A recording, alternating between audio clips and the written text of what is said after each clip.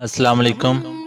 تین چیزوں کے بارے میں رسول اللہ علیہ وآلہ وسلم نے فرمایا کہ میں قسم کھا کر کہتا ہوں، اول یہ کہ صدقہ دینے سے کسی کا مال میں کمی نہیں آتی، دوم یہ کہ جو شخص ظلم پر صبر کرے تو اللہ اس کو عزت کو بڑھا دیتا ہے، نمبر 3 جو شخص اپنے آپ پر مانگنے کا دروازہ کھول لے اللہ اس پر فقر کا دروازہ کھول دیتے ہیں۔ حضرت انس رضی اللہ عنہ سے روایت ہے کہ نبی صلی اللہ علیہ وآلہ وسلم نے فرمایا کہ تین خوبیاں جس شخص میں پائی جائیں اس کا ثواب اور بدلہ اللہ تعالیٰ کے ہاں واجب ہو گیا اور اس کا ایمان بھی مکمل ہو گیا۔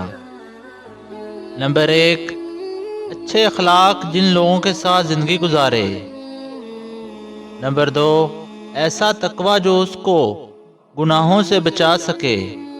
نمبر 3 ایسی بردباری، تحمل مزاجی اور صبر جو اس کو نادان آدمی کے ساتھ نادانی سے پیش آنے سے روک سکے۔ اللہ حافظ۔